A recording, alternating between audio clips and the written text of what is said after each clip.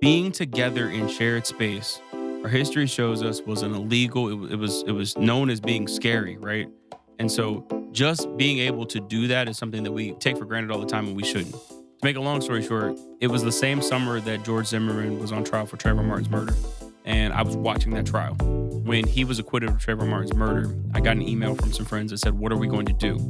But I responded back saying, "Hey, look, we need a physical place to have this conversation."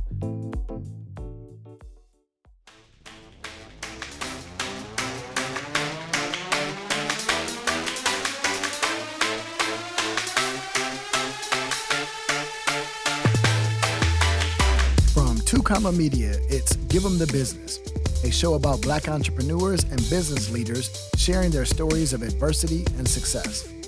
I'm Troy Evans, and on today's show, my guest is Ryan Wilson, co-founder and CEO of The Gathering Spot.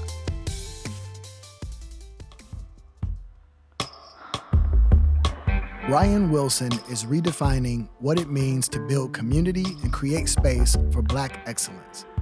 As the co-founder and CEO of The Gathering Spot, he's built one of the most influential private membership clubs in the country, bringing together creatives, entrepreneurs, and change makers in cities across America. His leadership is rooted in purpose, powered by innovation, and driven by a belief that access, connection, and collaboration are the true currencies of success. Fueled by a vision and grit, he turned a bold idea into a thriving ecosystem that's transforming how Black professionals connect, collaborate, and lead across industries. And it all started in Atlanta, where Ryan's passion for building something bigger than himself was shaped by strong family values and intentional exposure to leadership and business excellence. I'm a believer that it's hard to become something that you haven't seen before. But I'll be honest with you, I did not want to be an entrepreneur. My goal growing up was to be an attorney. And I didn't realize all of the lessons that I was learning just by being in the room. And my dad did prioritize that. We were everywhere to the point where I remember when we first started the company, I was leaving a voicemail and some team members were in the same room with me. And I repeated my number twice. And one of the folks on our team said, "Well, why did you just say your number twice on that voicemail?" And I couldn't really explain why, but it was something that I had heard my dad do in the car year after year after year. So I learned a lot of lessons. That's a small, silly one, right? But just being around, I'm forever thankful because he helped to build some instincts in business that they weren't intentional, at least on my end, but have paid dividends in the long run. And I would have to imagine that not only did you get to see he and your mom as business examples, but they surrounded you with other individuals in the Atlanta area and elsewhere that were also positive influences in shaping your what would become entrepreneurial journey. Our parents understood, and now that I have my own kids, I really do have a deeper appreciation for this. But exposure is key, right? So, yes, them, but like anywhere they could take us, they were taking us. And we were learning from all of those different folks. I mean, I had so many different internships or like many experiences where I was shadowing folks long before I knew what any of that work really was. And so by the time I got to a place where I was thinking about, well, what did I really want to do? I had done a ton of different, had like a ton of small little experiences that really made it possible. So I'm deeply grateful, seriously. It's hard to really truly think about all of the things that we were exposed to, but it was a lot of stuff. And did you ever work at Ryla or Chime? Yeah, I did. My first job was when I was 14 on the call center floor. And I remember showing up at work that day and I mean, they took me there. I couldn't drive, but I remember walking in and I was like, look, well, my parents own this company, but like, I've got to be the best at this. And so I worked really, really hard to make sure that all of my stats, there was a command center where they could see how everyone was doing. And I was like, look, that last name Wilson's got to show up pretty high on that leaderboard. But that was my first job. That was my first serious job. I was there 14, 15. And then going into high school, I started to venture out in some other stuff. But that was definitely my work foundation. I like what you just said there, though. You said that your last name has to show up high on the leaderboard. So you were already aware of the personal brand associated with your last name and how you were not only carrying your own weight, but the weight of your parents and parents before that. Yeah, I mean, I had a perspective even then that although my parents owned the company and I was given the job, the opportunity, I was hyper aware of the privilege of just that, right? That I was given an opportunity. But then it was my responsibility once I had that opportunity to do absolutely everything that I could to be successful in whatever the role is, right? And so that's a philosophy that I have to this day. There's nothing wrong with having a strong relationship somewhere. The only thing that's wrong is that if you have that relationship and don't apply yourself to try to make sure that you're doing the best that you can. So I meet kids all the time and I'm like, look, I don't need to know every single thing about you. I just need to understand, are you going to try? And if you're going to try, then it's my responsibility to try to open as many doors as I possibly can. And I knew that that was a privilege then. I know it's a privilege now. I love that about you. That's one of the reasons why I wanted to have this conversation because I actually feel like it's my responsibility whenever I've been in any type of position of influence or budget control, more importantly, to open up doors and give people opportunities. And then it's their responsibility to show up 100% and do the best that they can. But all too often, I feel that when we get in a position of budget control, of influence, of power, we gatekeep. And I've noticed that you don't have that philosophy or approach in business. You got to do things on credit. And look, there are going to be deals that work out and there are going to be deals that don't work out. But at the end of the day, you have to do what you can control, right? And so what I can control is if I have an opportunity to help to facilitate an opportunity, then that's my job in the equation. And I hope that you do the best that you can do. But if you don't for whatever reason, I've just got to take that loss, right? So I'm one of those folks that like I get frustrated when I hear people say, "Oh, I tried that one time 10 years ago and it didn't work out, so I'll never do it again." At the end of the day, and I know that you've spoken to one of my friends, Dr. Key. Dr. Key talks about the fact that like we have to be intentional about being in support of one another and that no one is self-made, right? We're all community made is how I understand it. So to be community made, that means that someone had to take a shot with you, on you. And if you're in a position to be able to facilitate and pass that on, then you should do it. Knowing that sometimes it is not going to work out. You will be disappointed at some point in the journey. And so I have been, but I will continue to wake up tomorrow and on credit. Again, I don't do all of these extra examinations. And that's not to say that there's no, like, I'll look to make sure that it feels like a good decision. But beyond that, I try to do what I see happen in other communities all the time, where people will take a bet on someone and hope that it works Well, I think that's the key, what you just said, right? It happens in other communities all the time. all the time. And I think we put unrealistic expectations on ourselves and on our community by assuming that it's going to work out, or not assuming, but actually expecting that it should work out 100% of the time. When you look at a Google or one of these other companies, their failure rate is probably 80% on new products that they try. And if they aren't failing, they're not trying, right? But we actually have additional baggage associated with our opportunities for various reasons. And yet we expect that we won't have a failure rate for the people that we give a chance. And that's just unrealistic. It's super unrealistic. And like statistically, it's impossible.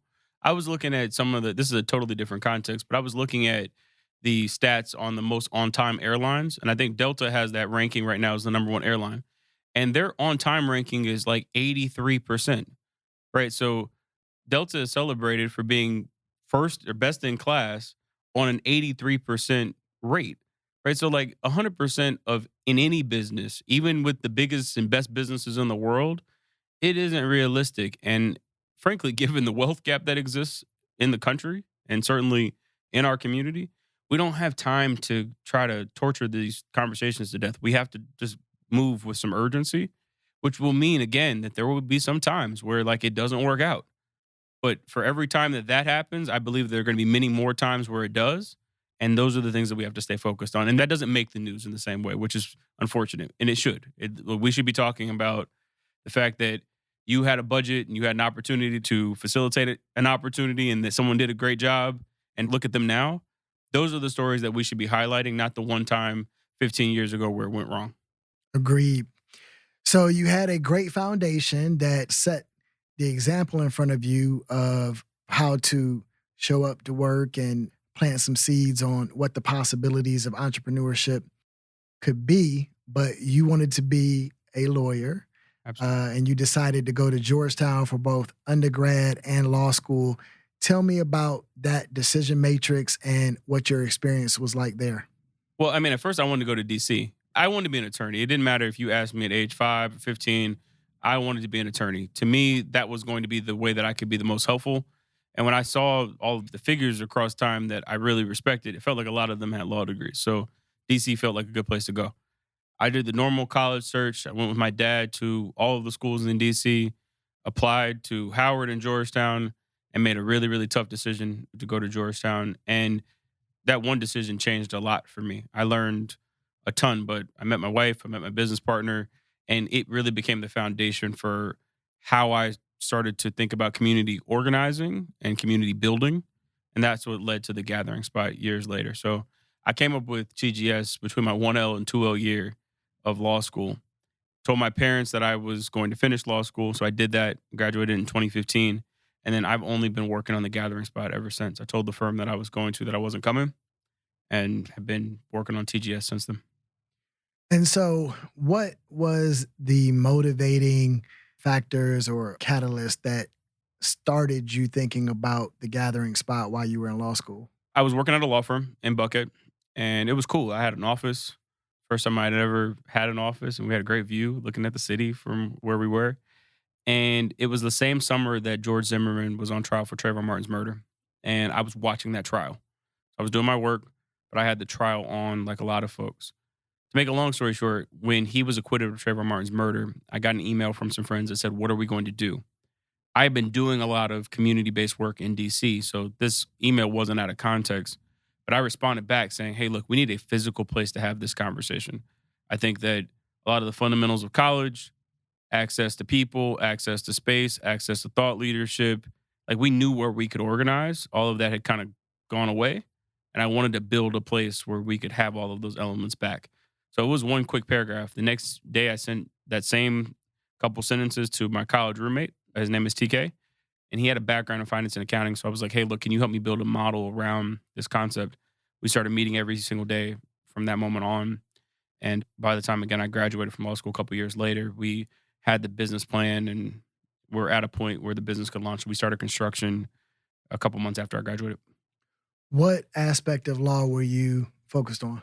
So I went to law school to be a civil rights attorney and then figured out when I was there that like there aren't that many civil rights attorneys. So I took as many classes in the space, but I was essentially going to be a litigator. I wanted to be someone that was going to take issues that I thought were important and fight, right? And I realized while I was there that some of what I thought you were able to do in the law, you weren't able to do, at least from my seat, right? A lot of it is based off of precedent. So you're looking at what other cases say about the same thing. And while I had an appreciation for that, because my parents were entrepreneurs, I liked original ideas. I liked being able to say, no, no, no, no, like I understand the history, but like we're going to try an entirely different path.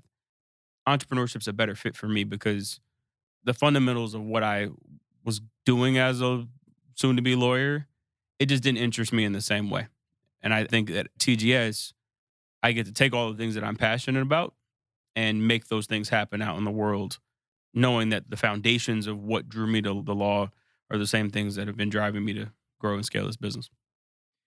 So you talked about needing a place to be able to have these conversations in community and whatnot. And a post that I saw that you made on social media a while back, which was one that really resonated with me. I've been on this journey for a long time in terms of improving the economic situation in the Black community.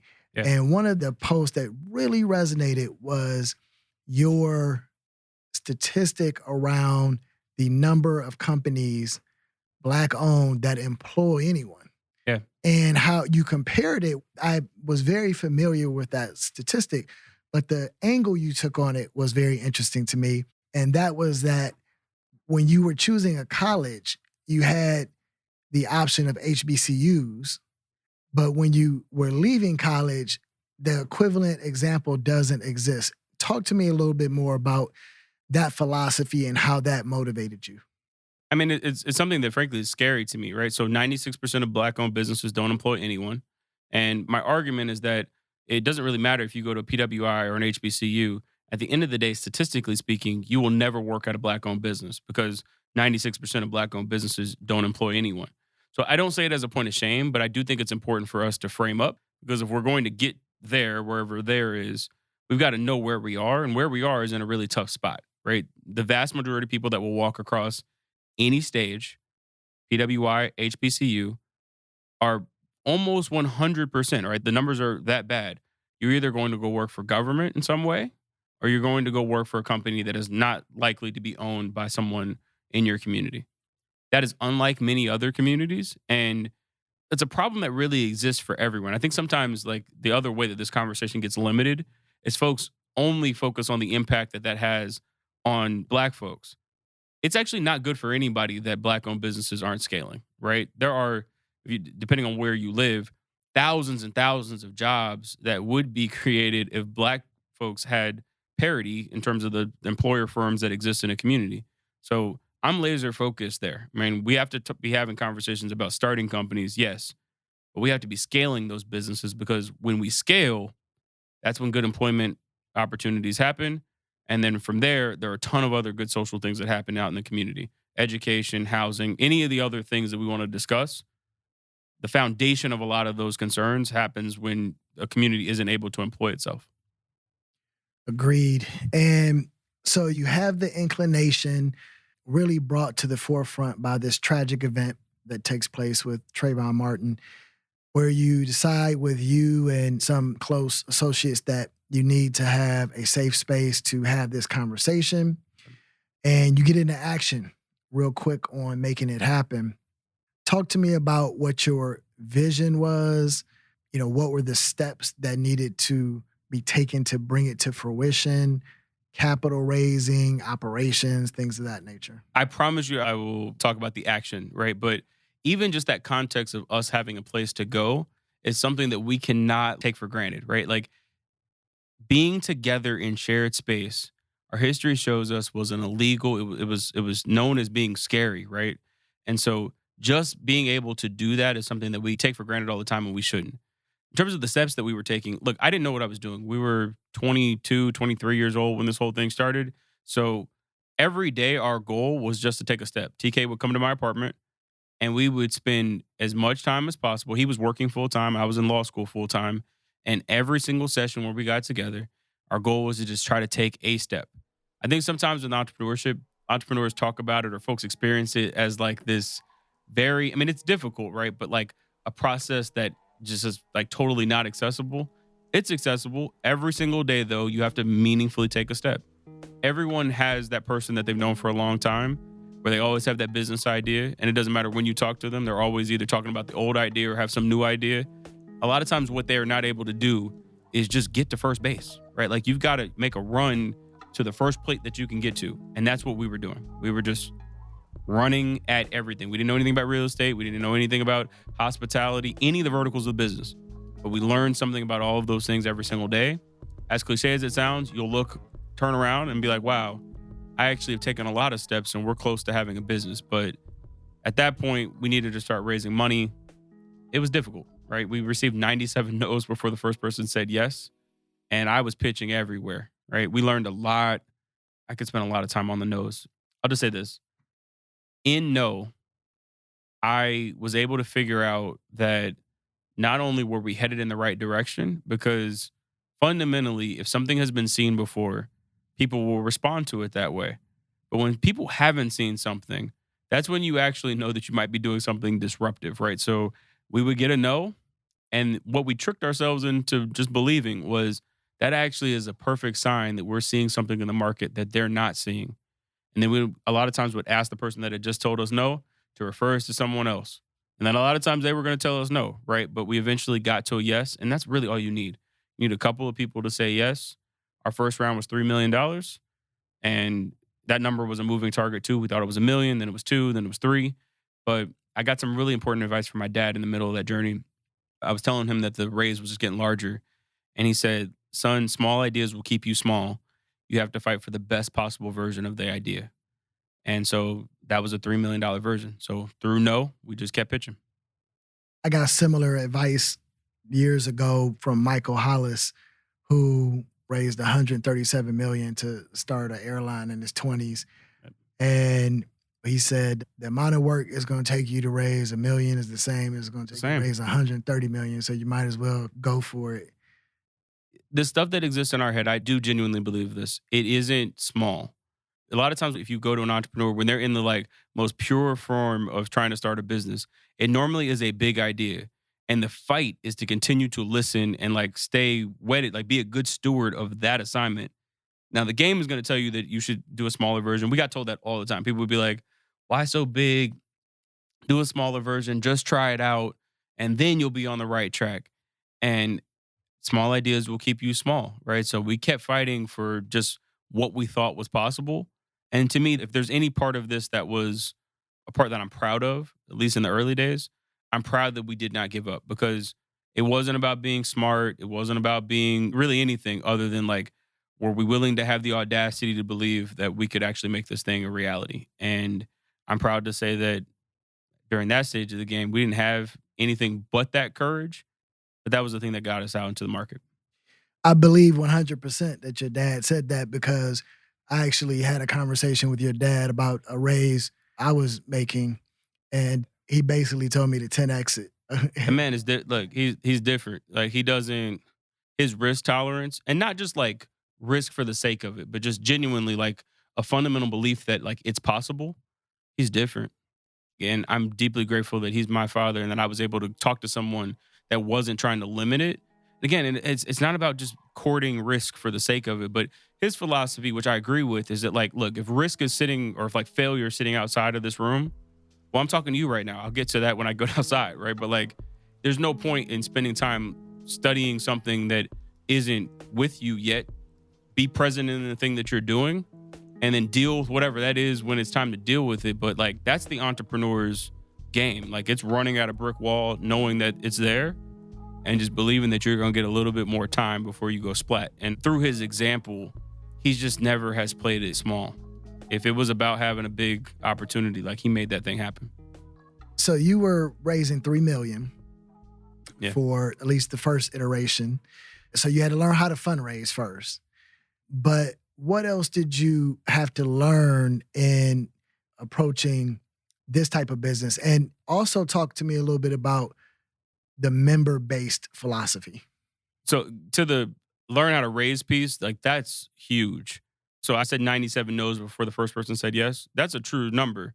But I can be honest with you in that like the first half of those, at least, probably more, were really not good pitches. Like I did not understand the fundamentals of just what those conversations were about. I would get there and talk to you about all the things that I was passionate about and how exciting it was going to be and why we cared so much.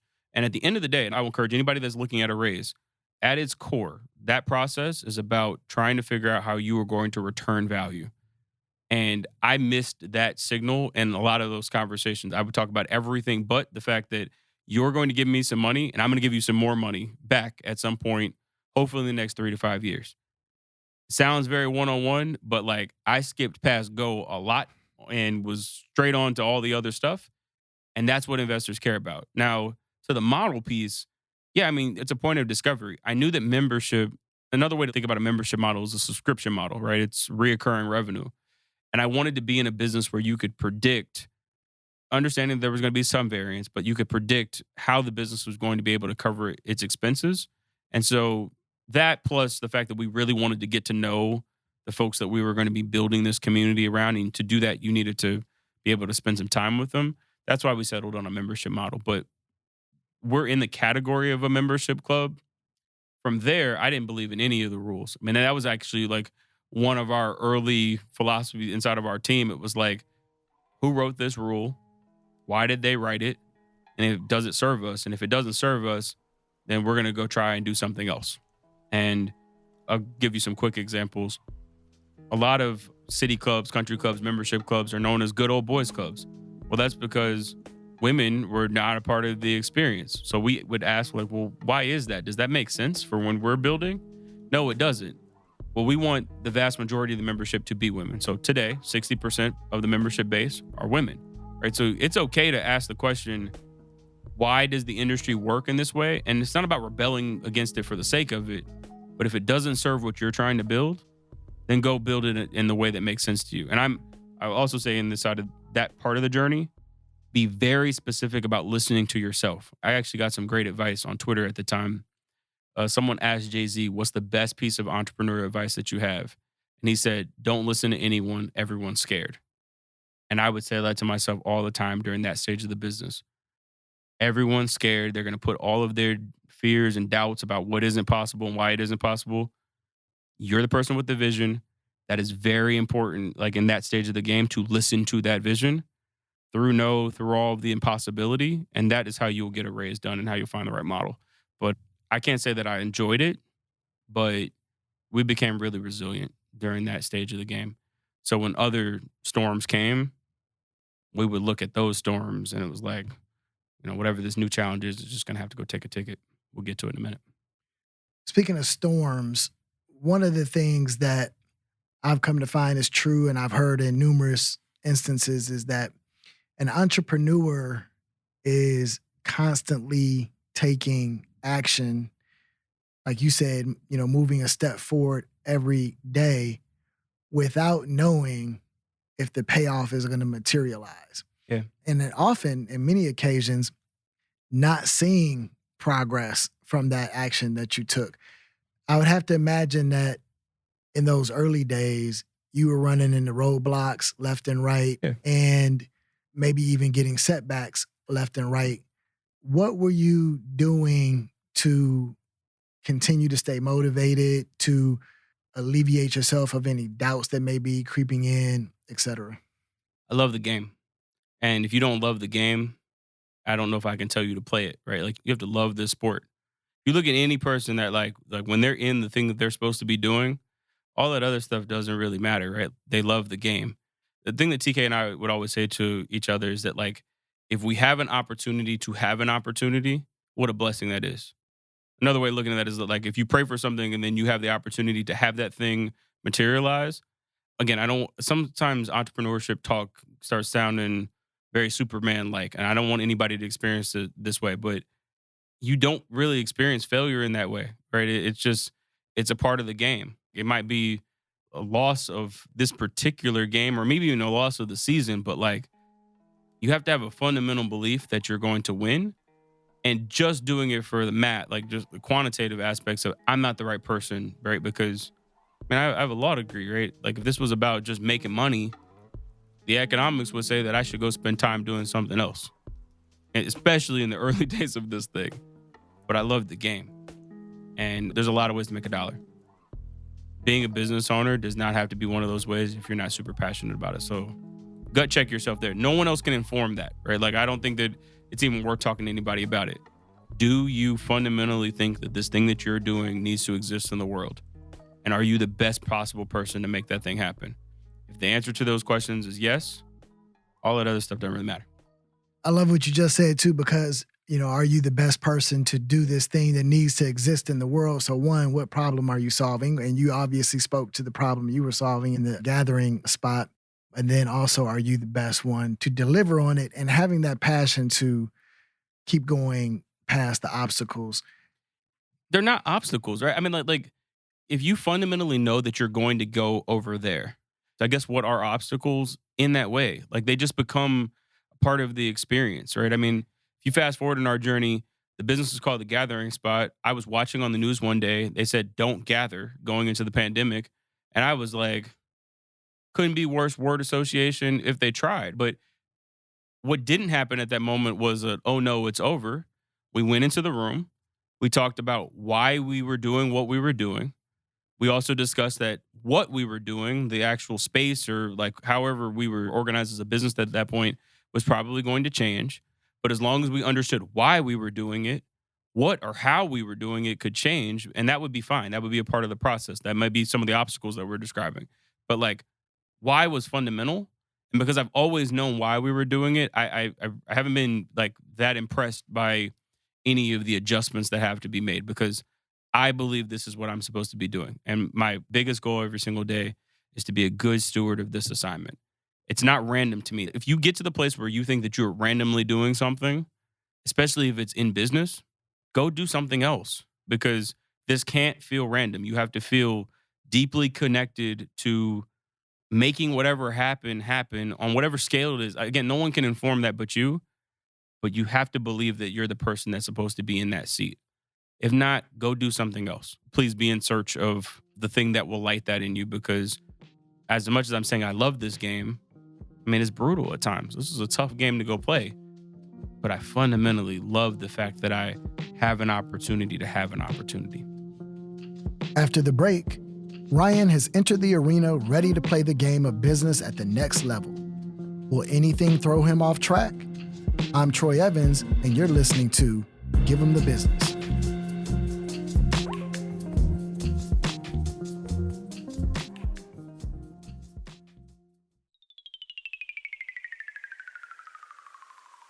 Give 'em the Business is sponsored by Oasis Vacations. Are you tired of vacation rentals that don't live up to the photos? We get it. That's why Vacation with Oasis is changing the game, offering luxury vacation homes in the world's most stunning destinations. No more surprises, no more letdowns. Just high-end, beautifully curated stays designed for comfort and unforgettable experiences. Whether it's Dubai, Costa Rica, Hawaii, or beyond, Oasis delivers next-level hospitality, premium amenities, and a seamless booking experience. Visit vacationwithoasis.com and upgrade your next getaway.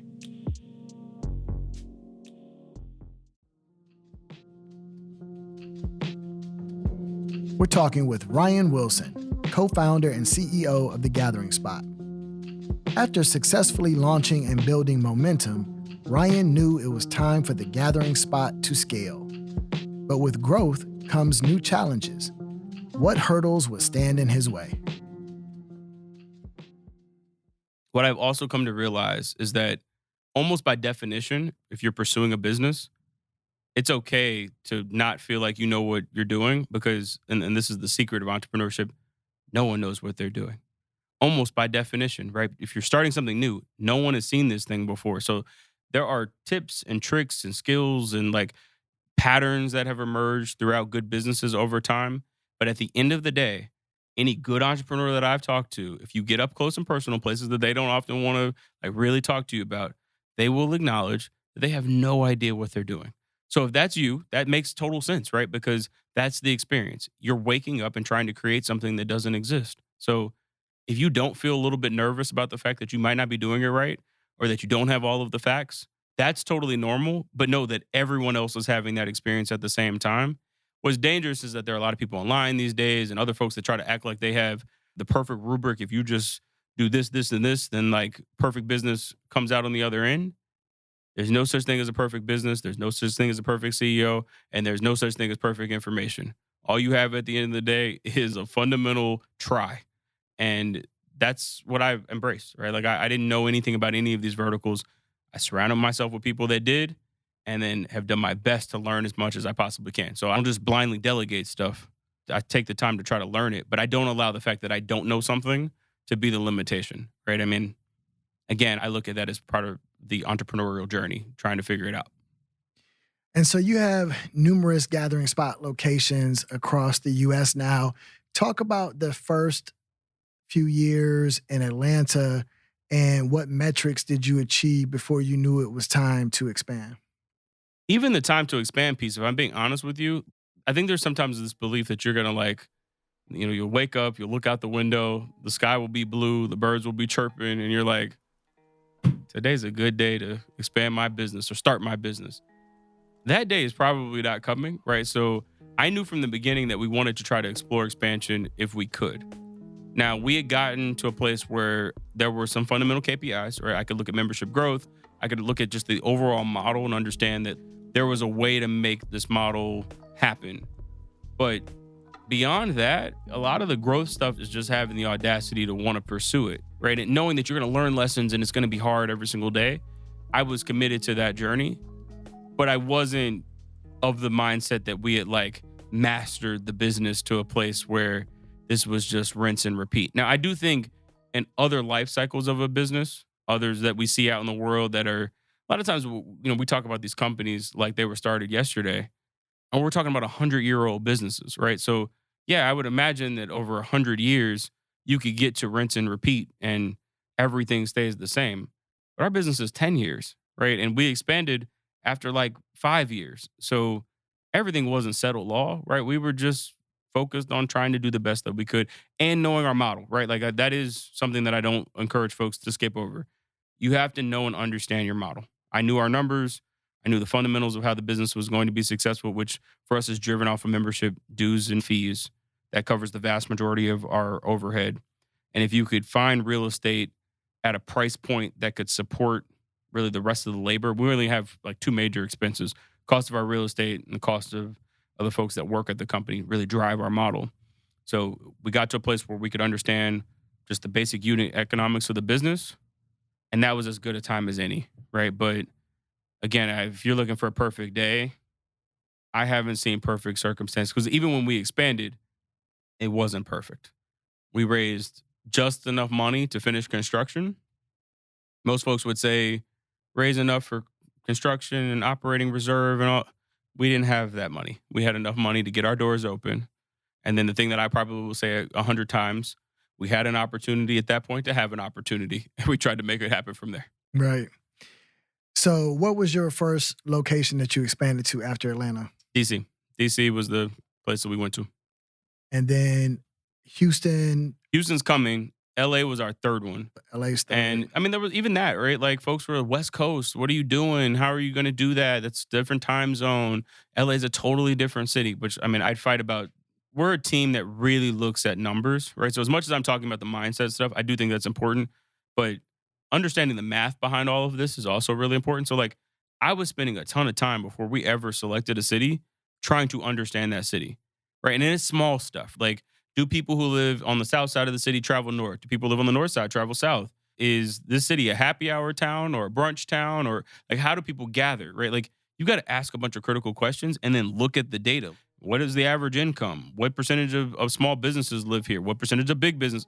We were doing all of that. But again, expansion was more out of never leaving the market looking. Right? We were always looking for the right space.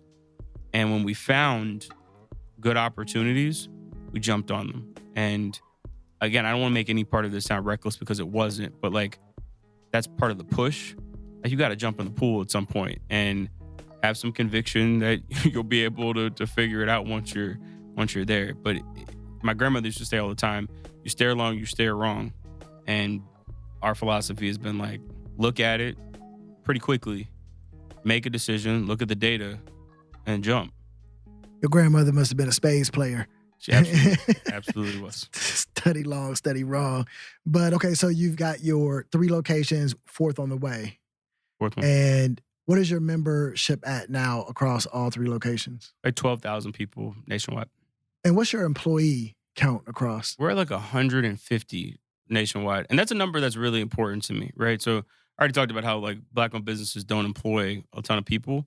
But even while we were raising capital, I wasn't making any announcements about those capital raises. So first round was 3. When we crossed 10, 15, we never made any press releases about that because to me, the number that was most impressive was that we were bringing good quality jobs to the communities where these sites were. And that to me was like the real test if a business was doing well. I mean, I think we're exiting this time, but when we started, we were definitely in the venture, raise. You don't have to make money, just keep growing sort of version of the business cycle. But I even then knew that like at the end of the day, a business has to care for itself. And the numbers that we should be most proud of are the fundamentals of running this business well. And not the vanity metrics of we could raise and then grow and like, were we running a good business? Could it care for itself? Could it care for the people that work at the company each and every day? So we're like 150 head count now. And, my plan is as it makes sense to continue to try to grow that number. That's a growth metric that personally and professionally is important to me. And how do you articulate the differentiation factor to people who are trying to decide? Obviously, the gathering spot tends to attract more people of color. But when you are giving them and you're articulating to them why they should choose your location over a city club or over a Buckhead club or over someplace else, What is your value proposition that you're offering? So I think fundamentally black folks are used to being tolerated in spaces and not celebrated within them. But I'll be honest with you, I don't spend a ton of time trying to do a bunch of convincing on really the fun, like what I see are the core values. Now I'll talk about those values, but if they don't resonate with you for whatever reason, right, then this thing isn't going, what we're building isn't going to work, right? So I'll talk to you about what we're doing, why we're doing it, which for me is about community building and trying to find a place where right now our youngest member is 21, our oldest is Ambassador Young, who's 93 years old. And you will see t-shirts and jeans and suits and ties. And I can tell you very directly, I am not trying to build a business that is like any of the other cliches this sounds. I'm trying to build the best gathering spot. I'm aware of the competitive landscape. I know a lot about a lot of those businesses, but I do fundamentally believe that if we do what we set out to do, there's an audience for us, right? And I'm hyper focused on trying to serve that audience, not convince other folks that may not appreciate it for some way, for some reason or another, to come and join us. And I've said this before, and I've heard people's response to it as well. You know, the fundamental goal of a CEO is to try to, to sell. And I just disagree with that, right? I mean, I think that, especially for what we do, you have to share your values and try to find alignment. But your population of folks, love them, like take care of them. And a lot of times they will find other people like them to be a part of the experience. But spending all of your time trying to figure out why somebody else likes something else and could you be more of this, that, or the other, I don't know if I can be those things, right? All I know I can be is the gathering spot. And so far, so good. I mean, I say this humbly, but many of those places that people in the beginning would say, are you trying to be like this? Are you trying to be like that? Well, those places have never hosted and brought together the people that we have. I mean, at this point, we've gone from the former president and vice president of the United States to your favorite small business owner to your favorite artist and everybody in between. None of those places have been able to do anything close to that. And if I was trying to play their playbook and not ours, I wouldn't be able to make that statement. So I respect them all. There's a lot of really cool clubs out there, but I'm not trying to be like any of them. I mean, look, we're competitive at the end of the day. And that isn't, I have to win, you have to lose. It's just, we can exist, like we're here too. And how we want to be here, that can exist in the way that we want that to happen. And I'm going to fight for that every single day. So I don't know. I mean, it's been we used to have a lot of interesting conversations with TGS Open. People would be like, well, where? And they would stop. And I would a lot of times try to fill in the blank for them. I'd be like, the entrepreneurs. And what they really wanted to say are, where are the white folks? And look, everyone is welcome at TGS. And there are white members of the club. But I've been very honest about the fact that the same way that the country club circuit, which is known for having a demographic that predominantly focuses on older white men, isn't waking up every morning trying to figure out where I am. I don't wake up every single morning trying to find out where they are either, right? I'm trying to overserve the community that will appreciate what we're doing. Knowing that if everything I'm saying, the music, the food, who comes to speak appeals to you, no matter what background you are, come on down. Come and join us. But our values aren't changing around here. Love that. And let's circle back to the pandemic. So there tends to be 2 years that, depending on the age of the entrepreneur I'm talking to, drastically shaped their life. And that was either '08 Oh, wait, or 2020, right? And so I was still in corporate at that time and had moved out of the state. And when 2020 came, I had the ability to allow my staff to go virtual. And so many of my staff wanted to come to Atlanta, including myself. So I wanted to come back. And so that is when I was able to get engaged with the gathering spot for the first time. And I bought memberships for my staff.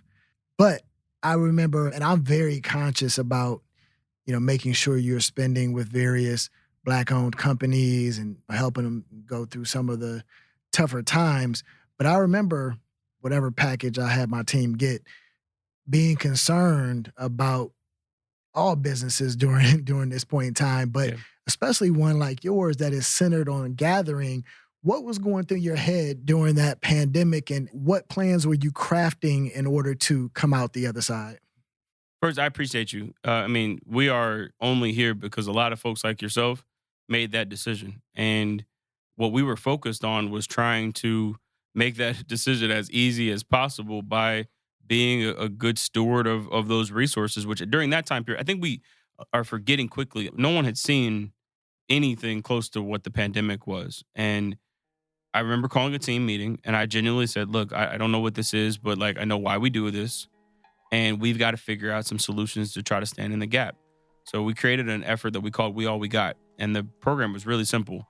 Said to everyone, "Hey, look, if you participate with us, we will take a percentage of those dues, continue to keep our team employed, and we will give businesses in the community money, just cash, to try to stay afloat."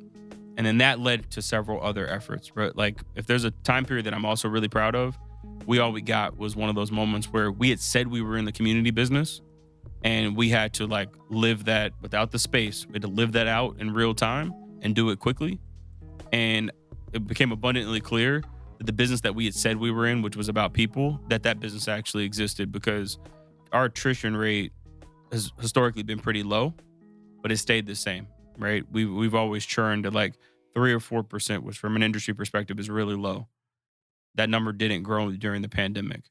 And that's because good folks like yourself said, "Look, I'm going to protect this institution, and we're going to try to figure out how to make it work together." And I'm here as a direct benefit for those decisions. I will forever be grateful. I mean, we all had to really examine our values and live them out loud, because there were no easy choices during that time period. That's amazing that you were able to keep your attrition rate so low during that time. And that's a testament to service, right? Because people may want to support a business for the right social reasons, but if they're not getting the value delivered to them at the same time, they're not going to. Yeah, I mean, and look, we're not perfect. Like we're like any other business. We've made mistakes, and every single day are trying to figure out how to get better. But we did know that at that time period, that if we could, I mean, small things, that we created a call that happened every morning that was called "Stay Encouraged," and a member of the community would get on the call and just say an encouraging word, right? So we just were trying to figure out any way to drive, to your point, value, so that folks knew that we cared for them. I mean, one of the first efforts that we had when the business closed down is we called every single member of the community, and we didn't want anything. We just wanted to ask how folks were and if we could do anything to be helpful, right? So, I mean, you do have to stay focused there. At the end of the day, people do want to know who you are and why you are, and then they also want you to drive the thing that you said that you were going to drive. So we didn't take our eye off the ball there, and fortunately, we were able to go through the worst of that storm. And we lost a lot of money like everybody else did around events and other things that we do. But the business survived, which was not a given.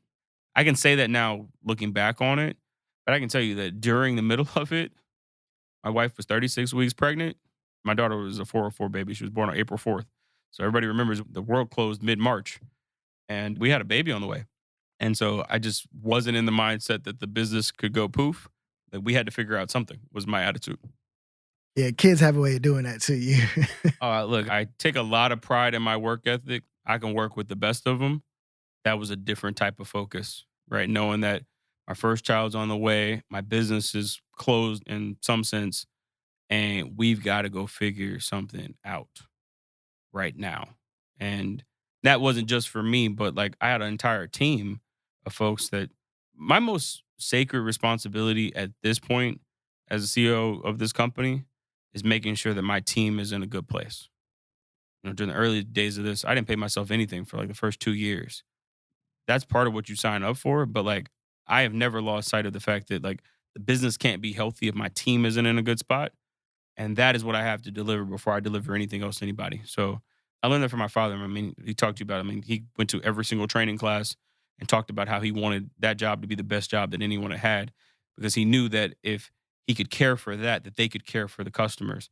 Well, I have that same philosophy. If I can take care of my team, then my team will be in a better position to take care of the community that we serve. And again, it was a tough time period. I don't, in some ways, it's kind of hard to remember all of the different things that were going on because it was a lot.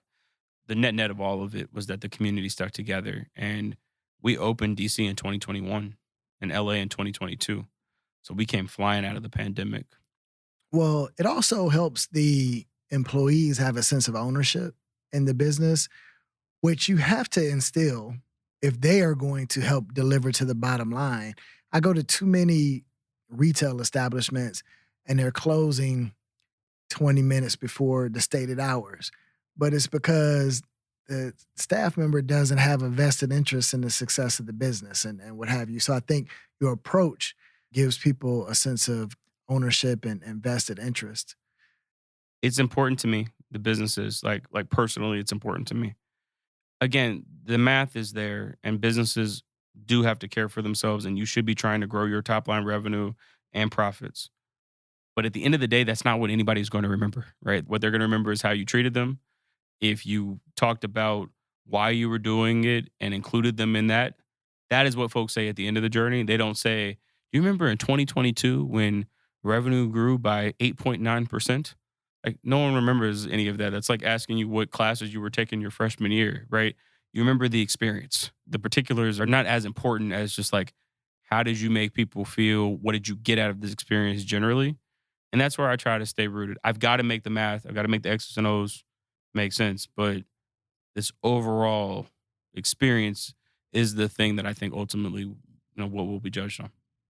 Time moves a little differently after the pandemic, but I think it's been a couple of years now where you actually were taking advantage of an exit opportunity with the gathering spot. Talk to me a little bit about what brought you to that moment and how it unfolded and what ultimately brought you back.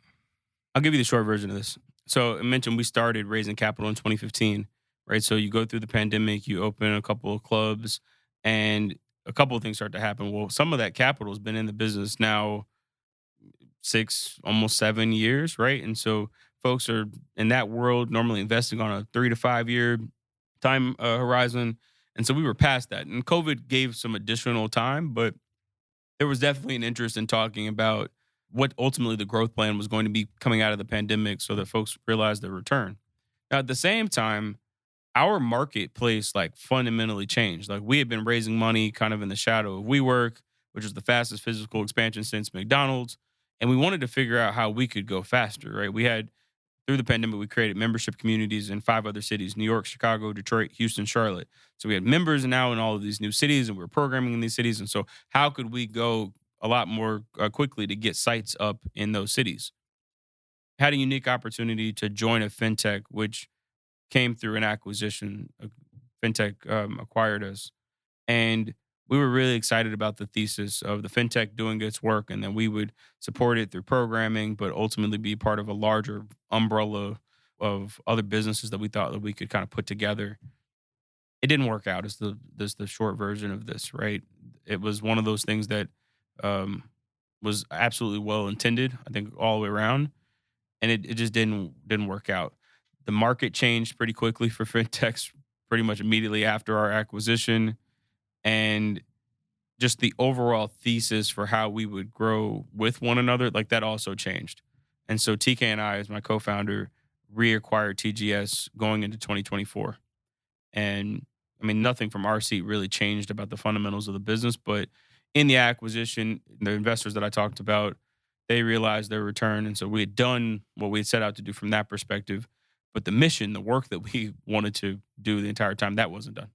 So we're back still what can almost be seen as it's kind of a second chapter of this business back trying to fulfill the original goal that we had. So, if I understand you correctly, you were able to make real for your original set of investors their returns through the acquisition process. Ownership technically did change hands for a moment in About time, a year. about a year. And then the dynamics of that deal, the finances of that deal changed, and you and your partner We recapitalized bought the business back. and came back in. Yeah, no, it's a lot in there. Yeah, like Yeah, we started a business, sold the business, bought the business back. right, It's been a lot happening. And this is coming right out of the pandemic. So right. the last 5 years for me have been interesting. But that's what I'm saying. Like entrepreneurship is that, right? There's a lot of different chapters of this thing. And ultimately, I get this question a lot. Like, do you regret this, that, or the other? And it's like, I don't, right? Is the real answer. It's a part of the journey, right? I learned a lot through all of what I just mentioned, right? A lot. Like there's a lot that we figured out during that season. But I also was able to reaffirm again, right? So there's several inflection points during this thing where you get to a moment of like, are we doing the right thing? Is this the thing that we're supposed to be doing? And I think you get clear signs back. starting, raising capital, some of the early wins in terms of the membership and the events and the things that we were hosting, and frankly, just like the significance that the business was able to have in the community. Then you hit a pandemic, and then it's all in question again. Is this going to work? Kind of resettle, figure out a path forward, grow, build some other locations, almost triple, more than that, quadruple the size of the business during that time. And then you're acquired and you're excited about that. You think that's going to be the next chapter. Then you realize that that whole thesis doesn't work. Then you reacquire the business, resettle, and like it's just, it's not a linear path, right? You're going to go through cycles. It's a roller coaster. There are great moments and then there are tough moments. To the extent that you can like finish the ride, that's what I'm trying to stay most focused on. So no, it's, if you would have gone to me in 2023 and were to tell me that I was going to be sitting here talking to you about being in my gathering spot capacity, that felt impossible at the time. So, what excites you now that you're on your second iteration of this? What excites you about the next 5 years of what the Gathering Spot will be doing? So we're 10 years in, and there's a confidence that I think settles in when you're a decade plus into something and you like, it's not arrogance, right? But it's just a quiet confidence that like you're on the right track, right? So the next 5 years of the business, we're going to continue on our original thesis of growing the membership community, but this is a new world, right? This is a different world than the world that we started the business in. So we're really interested in how tech integrates with all that we do, knowing that the right connection now, because we're 12,000 plus people, right connection for you might be across the country, right? So how do we leverage technology in order to facilitate better connections? That wasn't on our roadmap 3 years ago, 5 years ago, and certainly not in the beginning, right? So I'm excited about, again, the original thing, but I'm excited about the tech and how we're going to bring this whole thing together. Plus other verticals. I mean, like we're known at this point for our political and like our civic engagement. Excited about that too, right? And continuing to push into some new verticals. So, you should probably be sitting in my seat because the very next question I wanted to ask you was about your political involvement. So, I follow you on social media. We were talking, before the show about how it's inspiring to me, some of the frank conversations you're having with the community and conversations that, really need to be had. And I think a lot of people are probably looking to you in that sense, which is really amplifying your voice beyond the gathering spot, right? Talk to me about your approach, your message, your platform that you're taking advantage of in terms of that space.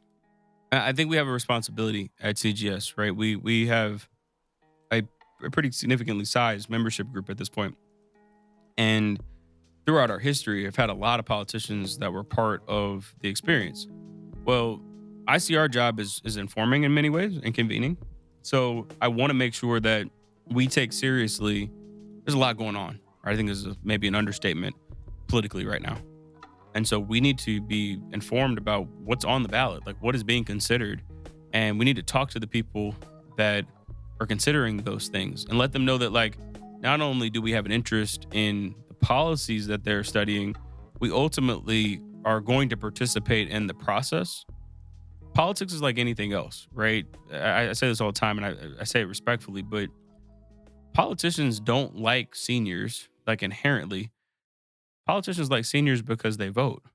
And so I want us to be a part of the block of people that when they're thinking about whatever is going to happen, that they know that that group is paying attention and that we're going to vote, we're going to participate. And so that's again brought us former President Biden and former Vice President Harris had many visits to gathering spots, and then many senators that are members and have visited with us, mayors. I'm co-chairing Mayor Dickens' reelection campaign right now. I mean, we participate here, especially locally. I'm here. I don't plan on going anywhere.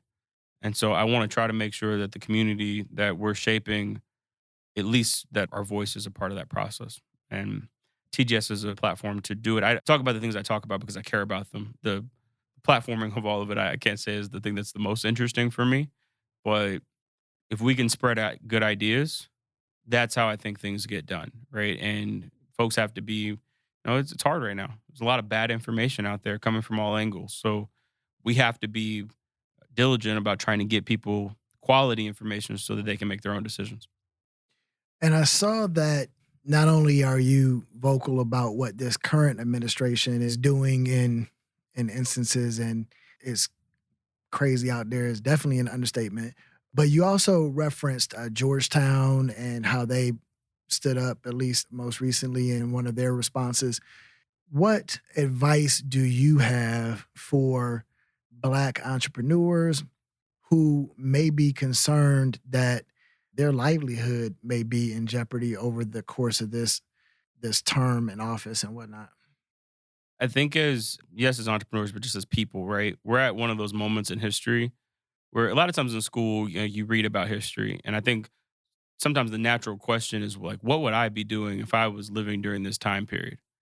Well, we're in one of those time periods, right? Where everyone's going to have to decide how they showed up and what they stood for. If you're a business owner right now and we see the shifts that are occurring, right? There are some things that we just like are going to have to not allow to just be acceptable. Now we're not going to win every single fight, but we're not going to lose every single fight either. And we certainly, if we're going to lose, can't lose just by sitting here. I would encourage anybody that's uncomfortable with anything that they're seeing right now, fight for that thing. And there's power in that, right? I think a lot of times that is what is trying to be taken, and the fundamental belief that like there's power in the fact that if we all are working towards something, that a lot of times that thing can get accomplished. Do not just sit here, but also remember that like eventually this chapter of the book is going to be written, and you're either going to be the person that is going to be able to say, I was here. And look, activism, right, if you want to use that term, shows up in a bunch of different ways. So I'm not talking about just demonstration, right? There's a lot of different ways to get involved, right? But are you going to be one of those people that will legitimately be able to say that in my own way, I participated? And if the answer is no to that question right now, I'm not trying to shame you, right? But there's enough room, absolutely, for your voice to contribute to the conversation, which it may not mean publicly. It may mean like call your friend and ask them how they're doing. I mean, a lot of what's going on right now, like we are forgetting the very, very basics right now. Like, how are you? And actually listening to the answer to that question. Sometimes your contribution to what's going on is just checking on your folks and trying to be as solid and good to them as you possibly can be. So, like, I don't think we should overcook this. Just know that we're in increasingly difficult times. And if everyone just leans in a little bit to just being a little bit more intentional about how they can show up for other people, we'll be okay. I think that's also what history shows us. We'll be fine. So I'm optimistic at the end of the day. I don't enjoy everything that we're seeing, but if there's any group of people that knows how to be resilient, it's kind of like when COVID hit. It's like there were a bunch of founders, right? I talked about the how difficult it was when we started the business, and it was difficult, but it taught us how to be resilient. So when COVID hit and we knew how to be resilient, we were better prepared for that storm than a lot of people were. All the tech crunch entrepreneurs and companies that have been started where they had raised money and never really had to figure out how to make it work, that was a rough time period for them. But for those of us that were resilient, we'll be okay. This is one of those moments where we've got to lean on the fact that like that's a fundamental truth. There's very few people in this world that are more resilient than what we are. So it's uncomfortable, but we cannot allow anybody to think that just because it's uncomfortable, we're going anywhere. I got two little kids. I'm going to make sure some way, somehow, that the world that they're going to enter into fundamentally will work. So you mentioned you have two little kids, and I'm a father of little ones as well. What has been the difficult part and the pleasurable part of having little kids while you are on this roller coaster ride? Look, I mean, I think the day to day of raising kids can be difficult, right? I'm sometimes you're up way too late, sometimes you're up way too early, right? I mean, it's just there's a grind to just that part of it, but I'm grateful for the opportunity to be my kid's father. And it's the most important title that I have. So all the business stuff that I've been talking about is super important to me. It is not more important than my children because again, like when it's all said and done, I don't think my kids are going to look at my casket and be like, "He was a good entrepreneur." They're going to remember how I showed up as a father, right? Which as much as I respect my father, it's hard to think about, right? But like the time will eventually come and I'm not going to be talking about his business achievements. I'm going to be talking about how he influenced me and his community and our family and like That's just like super clear to me. So it doesn't hurt my business efforts at all. It clarifies them. And I never really knew what a hard stop was in a meeting before I had kids, but like no one is now, right? Like I got to get up and go because I can't miss this, that, or the other. But beyond that, I'm enjoying the balance that frankly I needed. This is what I do. Prior to especially being a father, I was an entrepreneur. And now I can say, yeah, I do that too. But like my family is really important to me. So, thinking about the next generation of entrepreneurs, what would you like to say to give them the business? Start right now. Start right now. If you have an idea and it's burning, right? Like, and you really feel like that thing needs to exist, start right now. There are a bunch of obstacles that are coming your way, like some real, some perceived, but like start right now. There's never going to be a good day to get it done. So like make it happen. Like do it right now and do not treat it as random, right? There's going to be people around you that are going to say it's random. They're going to call it a little business and that little thing that you're working on and make you feel kind of silly for even thinking about it. But know that this thing is for you for a reason and go make that thing happen. Frankly, we need that thing to happen. We need you to go do it. So like, please, we all don't have the same ideas for a reason. There's probably a business that you'd be super interested in that I'd be like, I get the business model, but I would never want to do it. Well, that's a blessing that we all don't want to do the same thing. So whatever your thing is your thing. Please go do it right now. And don't listen to anybody. As I talked to you about that tweet, small ideas will keep you small. My dad said that. But don't listen to anyone, everyone's scared. I'll end with my final, maybe my favorite one. Favorite quote in life is, do you really want to win or look good losing? If you really want to win, start right now. That's Ryan Wilson, co-founder and CEO of The Gathering Spot. If you want to learn more about Black entrepreneurs and business leaders who have made an impact, make sure to subscribe to this podcast and follow us on our YouTube channel at Give 'em the Business.